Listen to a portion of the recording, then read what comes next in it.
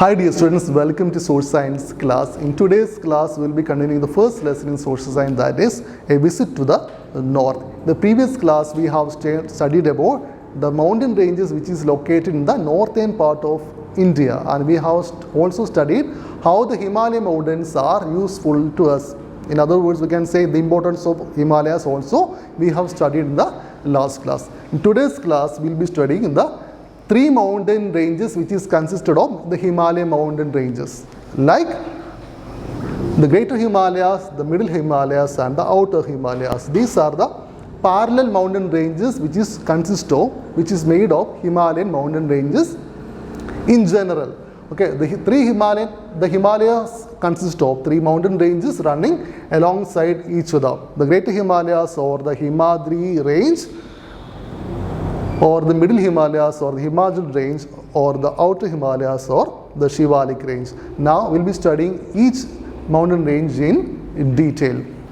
As you studied in the previous class, the Himalayan mountain ranges are starting from where? From Ladakh to just before the Arunachal Pradesh, right? So these Himalayan mountain ranges are made of what? Three different parallel mountain ranges. The higher mountain ranges, these are the higher mountain ranges which is located in the higher side of the Himalayan mountain ranges are called what? Greater Himalayas. Then just below the Greater Himalayas we can see Middle Himalayas, and finally on the bottom level of the Himalayan mountain ranges is made of what? The Outer Himalayas or the Shivalik range.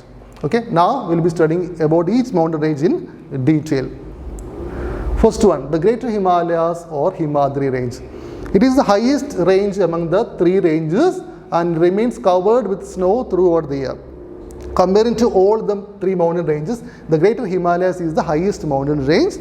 The Mount Everest, the highest peak in the world, and with the height of 8,848 meters, and the K2, Mount Godwin Austen, the second highest peak with the height of 8,611 meters, located in this range.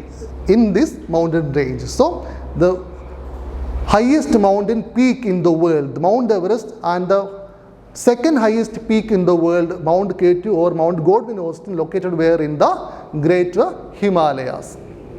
Okay, so Mount Everest and Mount K2, the second highest mountain, also located where? In the Greater Himalayas.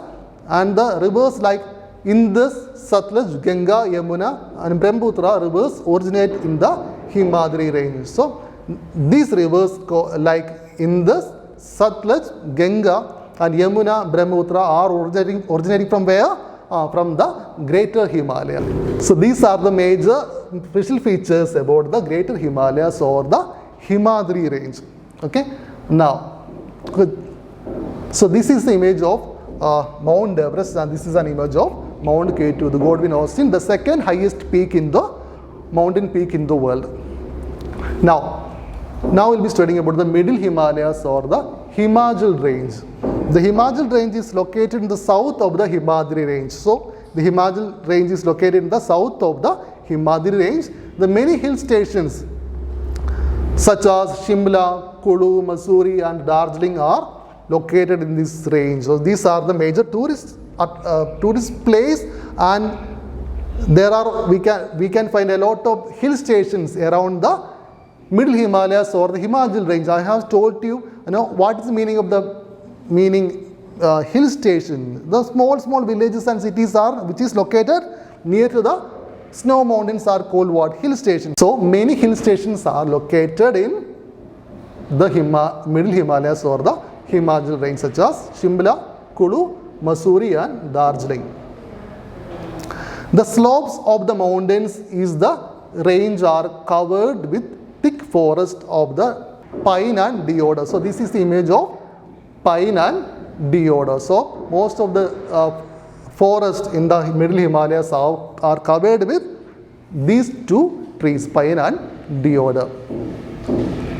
Okay, now we'll be studying about the Outer Himalayas or the Shivalik range. It is the lowest part in the Himalayan range. So comparing to other two mountain ranges, this is the lowest part in the Himalayan ranges, and it is called what? The Outer Himalayas or the Shivalik range. The slopes of these ranges are covered by dense forest, by thick forest. Okay, so slopes of these outer Himalayas are covered with what? Thick forest.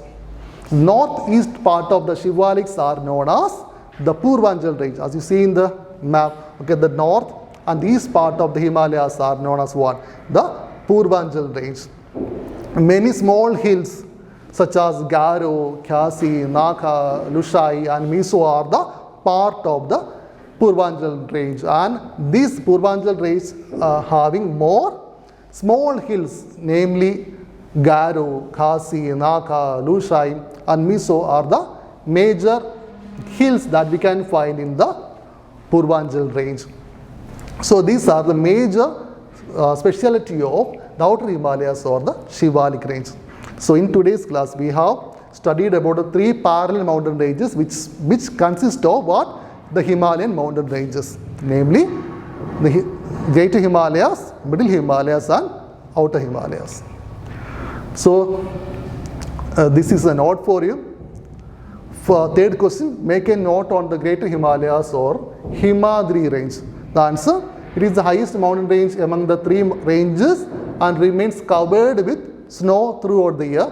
Mount Everest, the highest peak in the world with height of 8,848 meters, and K2 Mount Godwin Austen, the second highest peak with the height of 8,611 meters, also located in the mountain range. The Indus, Satluj, Ganga, Yamuna and Brahmaputra rivers originate in the Himadri range. Then fourth question, name any three hill stations which is located in the Himachal range. The answer, Shimla, Kulu and Darjeeling are the three hill stations which is located in the Himachal range. So please write these notes in the notebook without much spelling mistake, and should write neatly in the notebook. Okay, along that should read the textbook minimum 5 times and get signature from your parent. Okay, we'll be seeing next class. Thank you.